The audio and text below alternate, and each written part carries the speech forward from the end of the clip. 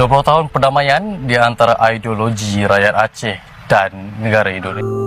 Indonesia tu apa dia kata? Sebab Indonesia tu tak wujud lagi, diorang memang dah ada kat situ, faham? Mungkin dia tanya, Indonesia tu apa, saya tak tahu, tak kenal itu Indonesia. Lebih dari 200 tahun lalu, jawabannya bukan sekadar soal perantauan. Ini adalah kisah tentang perang, perdagangan, dan persaudaraan. Ini tidak panjang lagi rantai suplainya menuju konsumennya.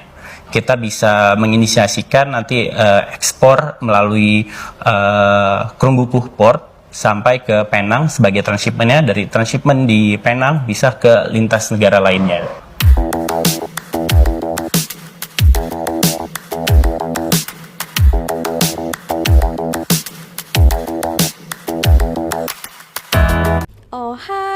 Halo, hai semuanya. Apa kabar teman-teman? Jumpa lagi bersama Sari di channel ini. Sari doakan dimanapun kalian berada tetap diberikan kesehatan ya, dipermudahkan, dilancarkan segala apa yang kalian kerjakan. Amin. Kali ini kita mau membicarakan pasal Aceh ya. Nah, rakyat Malaysia tak asing lagi kan dengan Aceh ataupun orang Aceh. Di Malaysia ini banyak ya. Dan juga Malaysia dan juga Aceh itu ada sejarahnya dulu. Nah, saya ada tahu juga Malaysia juga banyak membantu rakyat Aceh ketika tsunami tahun 2004 ya. Oke, nah di video kali ini saya ada terjumpa beberapa video yang akan kita reactionkan bersama-sama. Di sini ada tertulis tahun MOU rakyat Aceh yang masih tertunda. Nah ada satu lagi di sini katanya Aceh pasca konflik menghadap Malaysia bukan Jakarta. Oh, kenapa begitu ya? Bukan ke Jakarta, itu adalah satu negara kita, tapi ke Malaysia pula.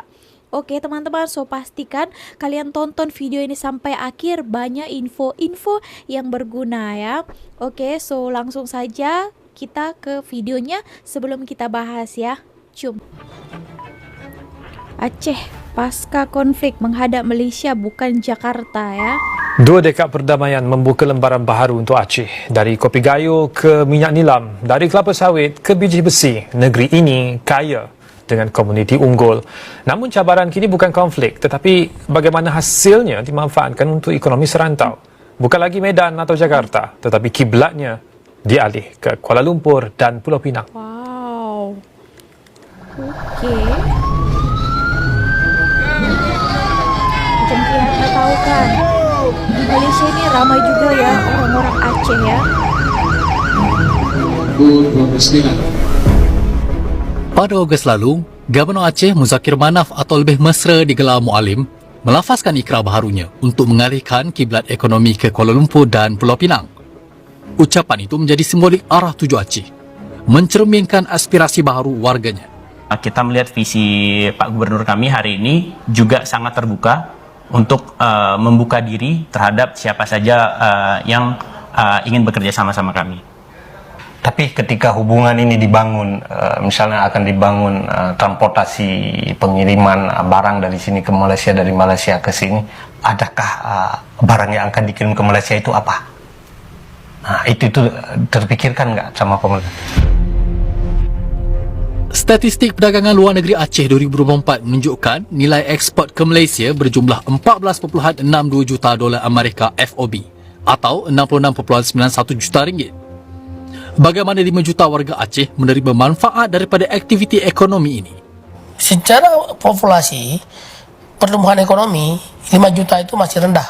Dia tidak akan terangkat. Nah, dari hasil komoditi yang ada di Aceh, yang terjamin harga pasarnya adalah luar negeri.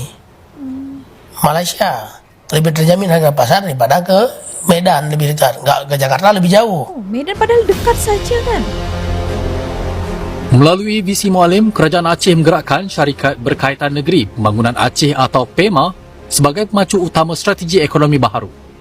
Pada akhirnya kita harus banyak terhubung gitu, terutama dari sektor ekonomi dan pertukaran komoditi. Dan PEMA sedang membangun connectivity untuk jalur laut antara Aceh dan Penang Port atau Port Lang untuk connectivity orang dan barang gitu. Dan ini menjadi menjadi jalan baru, peta baru untuk connectivity ekonomi. Komunitas Aceh ini tidak panjang lagi rantai suplainya menuju konsumennya. Kita bisa menginisiasikan nanti ekspor melalui Krunggupuh Port sampai ke Penang sebagai transshipmentnya. Dari transshipment di Penang bisa ke lintas negara lainnya. Perkebunan, habis itu perikanan, dan komoditas-komoditas unggul lainnya seperti nilam atau essential oil yang saat ini menjadi unggulan komoditas Aceh. Dan saya rasa juga Malaysia dapat mempromosikan ini dengan rekanan negara-negara lainnya yang terkonek sama Malaysia lebih luas lagi. Namun kerjasama Aceh-Malaysia bukan hanya soal dagangan. Ia berpaut pada sejarah panjang konflik dan solidariti yang menjadikan hubungan ini lebih daripada sekadar ekonomi. Ketika konflik terjadi, banyak sekali masyarakat Aceh yang menjadi pengungsi di Malaysia, dan saya kira itu juga hubungan yang sudah cukup lama karena sejak konflik terjadi.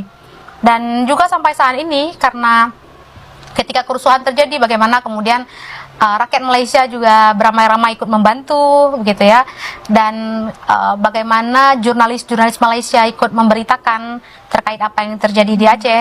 Kenapa Malaysia? Karena Malaysia merupakan daerah tetangga yang paling dekat. Kalau kita melihat di sisi yang lain, orang Aceh itu kalau misalnya sakit, dia memilih berobat ke Malaysia, bukan ke Jakarta, bukan ke Medan. Bukan orang Aceh aja kan, semua orang Indonesia ya ke Malaysia kalau berobat. Malaysia turut berperanan menjadi kunci dalam proses perdamaian Aceh, termasuk di meja rundingan yang akhirnya melahirkan MOU Helsinki pada Ogos 2005. Helsinki. Ketika kita mempersiapkan sudah di Helsinki, sudah ronde ketiga, round 3, itu kita sudah tahu ini akan ada. Kita harus panggil orang-orang yang mewakili Aceh lah, memberitahu mereka bahwa we are going to sign this. Jadi mana tepat? Kat Malaysia. Jadi tanpa Malaysia memang kita tak boleh lah. Nak jumpa 300 orang cakap macam tu secure. Jadi peran Malaysia ni tak pernah orang terima kasih, tak apa. Yang tahu je. Tapi bukan signifikan. The key is in Malaysia. Kemakmuran ekonomi tidak datang bergolek, melainkan setiap pihak berusaha bekerjasama untuk menjayakannya. Bagaimana Aceh selaku negeri di pasca konflik berusaha untuk menyampaikan ke arahnya, semua pihak pasti menantikan. Saya Sakmal dan juru kamera Rizal Rahim melaporkan untuk Astro Awan.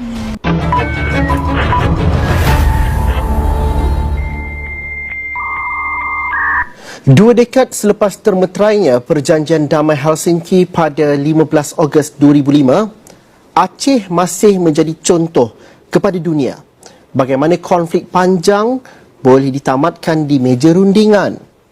Namun, di sebalik naratif kejayaan itu, masih wujud persoalan tentang pelaksanaan penuh perjanjian dan nasib ribuan mangsa pelanggaran hak asasi manusia yang belum terbela.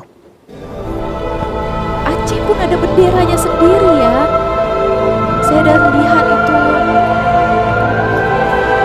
Bahkan ada yang mengatakan saya dari Aceh, bukan Indonesia.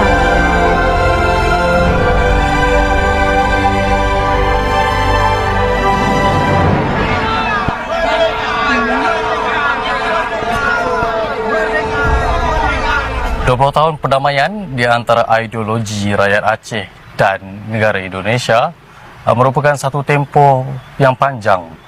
Namun adakah ianya hanya terletak di atas dokumen atau sudah mengakar ke peringkat masyarakat umum?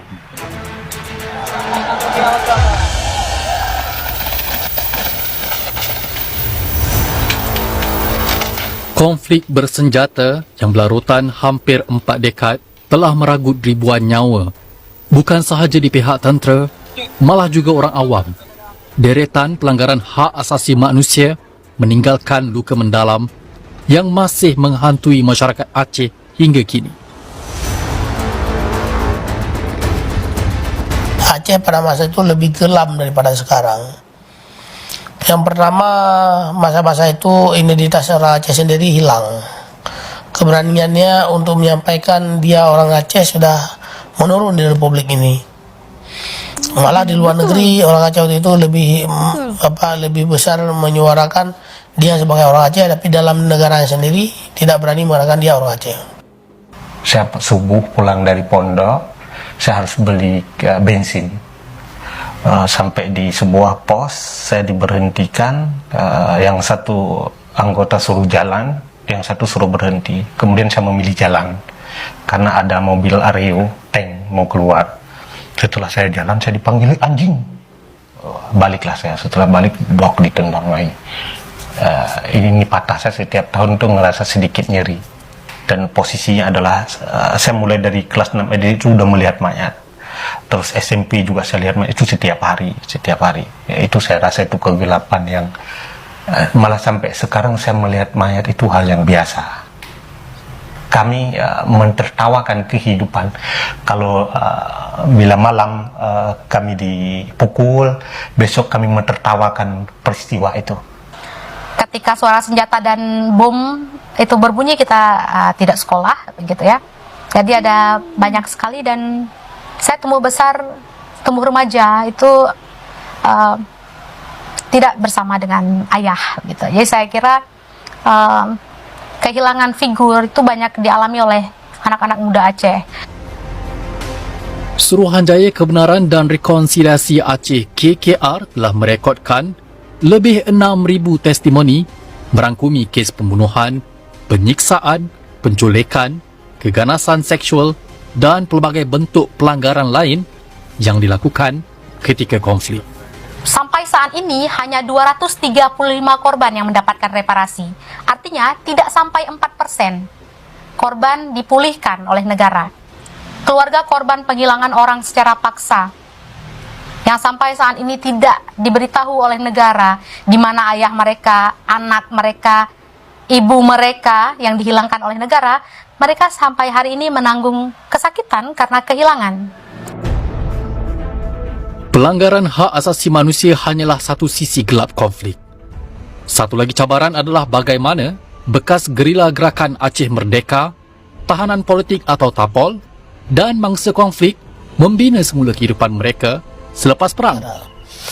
Namun lebih banyak sekarang mantan kombatan, TAPOL, masyarakat korban konflik ini berjalan dengan mandiri.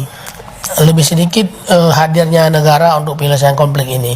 Kalau mantan kombatan mau berpendidikan, dia akan ikut persaingan dengan teman-teman mahasiswa lainnya untuk dia bisa mendapatkan biaya pendidikan dan akses pendidikan yang penuh.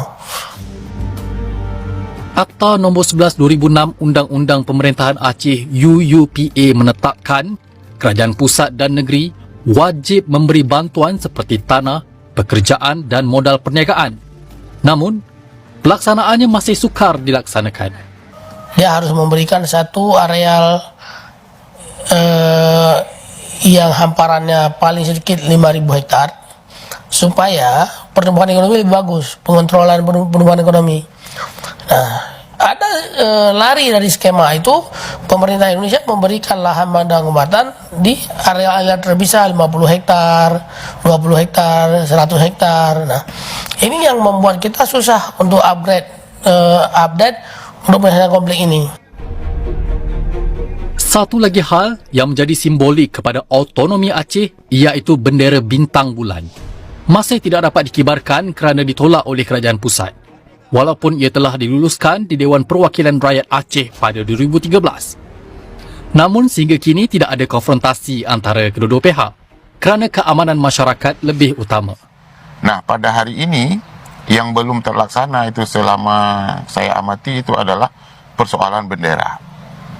Jadi GAM belum boleh mengibarkan bendera bintang bulan, itu saja. Selebihnya saya pikir semuanya sudah dilunasi oleh Republik Indonesia.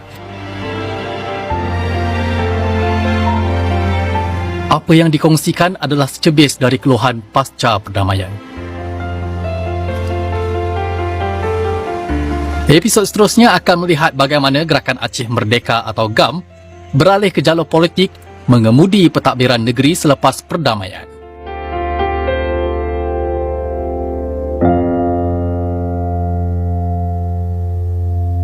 Oke, nah tadi itu adalah sejarah-sejarah dulu tentang Aceh. Nah sekarang hubungannya balik lagi tadi ke Malaysia soal perekonomian. Nah seperti yang kita tahu, saya pun dulu pelik ya, heran kenapa orang Aceh ramai di Malaysia ya. Dulu saya masih awal-awal baru datang ke sini, kenapa banyak orang Malaysia? Ditanyakan, abang dari Indonesia ya? Saya katakan gitu. Lepas dia katakan, saya dari Aceh. Ya Indonesia kan Aceh juga bang. Lepas dia diam ya.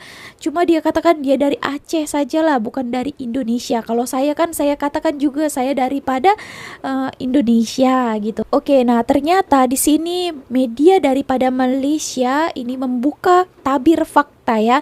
Katanya di sini hak rakyat Aceh yang masih tertunda. Oke, so ramailah ya Sari baca-baca tentang komentar-komentar ke sini. Media Malaysia berani up ini supaya pun membantu juga ya rakyat Aceh di sana mendapat hak-haknya semula. Oke, kalau berita di Indonesia kemungkinan tak beranilah bersuara tentang hal ini. Teman-teman, nah kita lanjut lagi ya ke beberapa video yang best lagi untuk informasi kepada kita semua. Kenapa juga saya ada tengokkan orang Aceh saja, maksudnya Aceh saja yang punya bendera sendiri. Nah, itu hari pernah saya lihat lagi mereka kibarkan itu ya. Dekat mana KLCC ya? Kalau tak silap saya, mereka bawa sajalah gitu. Oke, so setahu saya di Indonesia tak ada macam bendera di setiap kotanya. Macam kota Medan tak ada benderanya gitu. Tapi Aceh ada pula. Oke teman-teman, kenapa kira-kira? Kita tontonlah lagi beberapa video ini. Jom. Gubernur Aceh Mualim menyatakan arah konektivitas Aceh ke depannya akan lebih menguat ke Malaysia, tidak lagi ke Jakarta. Iyalah, kenapa semuanya itu berpusat ke Jawa, kata Suroso. Ada kabar terbaru ya dari Gubernur Aceh, yaitu Muzakir Manaf atau sering disebut dengan Mualim. Bahwasanya Gubernur Aceh ini dia ingin merubah arah kiblat pembangunan atau perekonomian. Gubernur Aceh lebih cenderung ke Malaysia atau di Kuala Lumpur daripada ke Jakarta, Indonesia. Apa sebabnya? Itu banyak faktor-faktor yang harus kita tahuin apa sebabnya dan mengapa Gubernur Aceh ingin cenderung ke Kuala Lumpur untuk bekerjasama dalam pembangunan, dan juga Gubernur Aceh ini memiliki pikiran yang mungkin Gubernur Aceh ini diam tapi dia memiliki pikiran yang cenderung lebih baik daripada pemerintah sebelumnya. Maka dari itu kita doakan yang terbaik untuk bangsa Aceh, negeri Aceh dan juga Malaysia ya. Sebelum kita lanjut lagi, bukan hanya Aceh, ternyata saya ingat lagi Kalimantan ya. Pernah juga dibahas di rapat ya. Itu Kalimantan pun mereka pun lebih dekat, mereka katakan ke Malaysia ataupun di dekat Borneo ya, daripada pemerintahan pusat ya, daripada Jakarta sana. Oke. So karena dia lihat kan pemerintahan negara kita itu cenderung membantu ataupun membangun ke pusat-pusat dekat Jawa saja. Sedangkan Kalimantan katanya macam dia nak tirikan. Nah, itulah pernyataan itu hari, dan banyak juga yang membantu itu perekonomian, pembangunan itu banyak daripada area Borneo ya, Sarawak sana. Daripada di negara kita. Itu hari ingat lagi saya itu. Assalamualaikum warahmatullahi wabarakatuh. Saya ucapkan kepada rakan-rakan yang beragama Islam. Ya, selamat pagi saya ucapkan kepada rakan-rakan ataupun kawan-kawan yang bukan beragama Islam ya. Pagi ini saya nak membalas komen saudara ni. Dia kata Aceh, Malaysia itu diaspora dari Aceh, Indonesia. Okey, dengar baik-baik.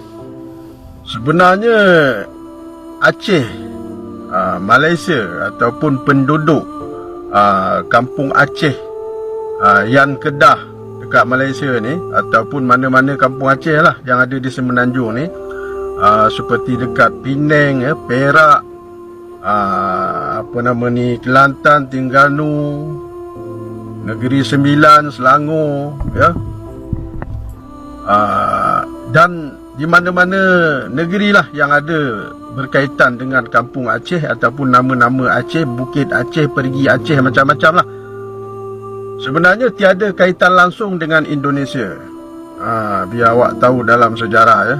Tiada kaitan langsung dengan Indonesia. Sebab apa?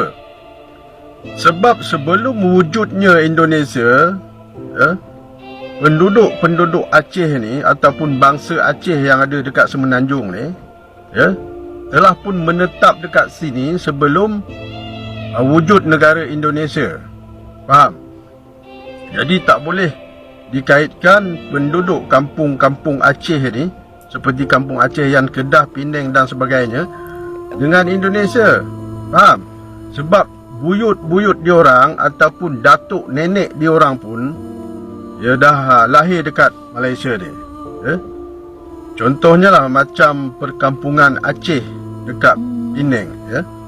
Menurut sejarah sebelum abad ke-16, diorang memang dah membina sebuah perkampungan ataupun penempatan Faham. di Pulau Penang. Itu dalam sejarah lah. Apa nama ni? Kalaulah engkau boleh memanggil roh-roh ataupun arwah orang-orang yang dah meninggal di perkuburan-perkuburan Aceh yang ada dekat Penang tu. Contohlah, engkau tanya, engkau daripada Indonesia ke? Dia pun terpingau-pingau. Indonesia tu apa? Dia kata. Sebab Indonesia tu tak wujud lagi, diorang memang dah ada kat situ. Faham? Mungkin dia tanya, Indonesia tu apa? Saya tak tahu, tak kenal itu Indonesia. Dia akan cakap macam tu, arwah-arwah yang dah meninggal tu.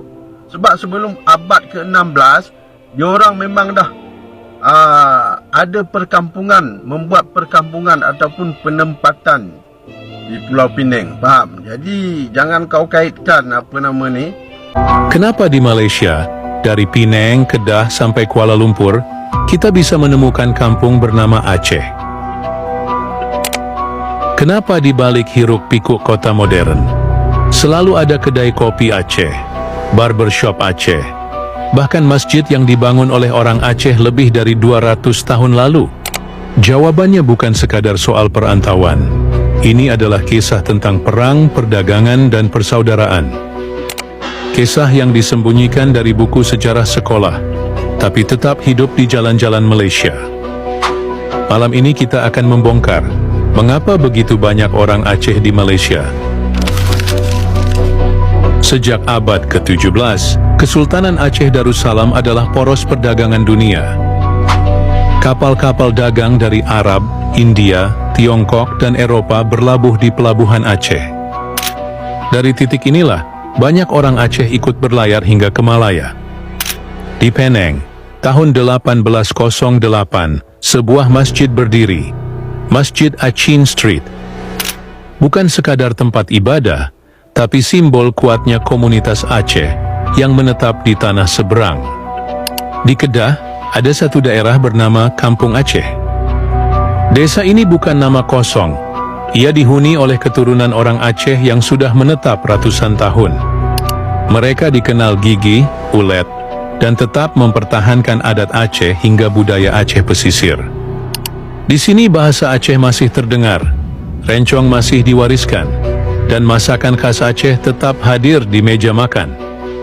Bagi mereka, Malaysia bukan sekadar tempat tinggal, tapi perpanjangan dari rumah di seberang Selat Malaka. Hubungan Aceh-Malaysia tak bisa dilepaskan dari politik dan perang. Saat Aceh berperang melawan Belanda, banyak pejuang Aceh menyeberang untuk mencari perlindungan dan dukungan. Di sisi lain, Malaya yang juga dijajah Inggris menyaksikan bagaimana Aceh menjadi inspirasi perlawanan. Jaringan ulama, tokoh dagang, hingga diaspora Aceh di Malaysia memainkan peran penting. Mereka menjadi penghubung, penyokong, dan saksi dari perjuangan panjang melawan kolonialisme. 26 Desember tahun 2004, tsunami raksasa menghantam Aceh. Lebih dari 170.000 nyawa melayang. Malaysia menjadi salah satu negara pertama yang mengulurkan tangan. Bukan hanya dalam bentuk bantuan, tapi juga dengan membuka pintu bagi ribuan pengungsi Aceh. Generasi baru Aceh tumbuh di tanah Malaysia, membuka usaha, menuntut ilmu, dan membangun komunitas. Dari barbershop, restoran kopi Aceh, hingga organisasi mahasiswa, jejak Aceh kini menjadi bagian dari denyut nadi Malaysia modern. Pertanyaannya sekarang, apakah orang Aceh di Malaysia akan tetap merasa Aceh, atau lambat laun larut dalam identitas Malaysia? Yang jelas, akar sejarah tak bisa dihapus. Dari masjid tua di Penang, kampung di Kedah, hingga diaspora modern di Kuala Lumpur, Aceh telah menulis bab penting dalam sejarah Malaysia. Mereka bukan sekadar pendatang, tapi bagian dari fondasi bangsa serumpun. Kisah diaspora Aceh di Malaysia adalah kisah tentang keberanian, keteguhan, dan ikatan persaudaraan yang menembus batas negara. Sejarah ini mengajarkan kita bahwa perbatasan politik bisa membatasi wilayah, tapi tidak bisa memutus ikatan darah dan budaya. Apa pendapat Anda? Apakah diaspora Aceh di Malaysia adalah bentuk kekuatan serumpun atau bukti dari luka sejarah yang panjang?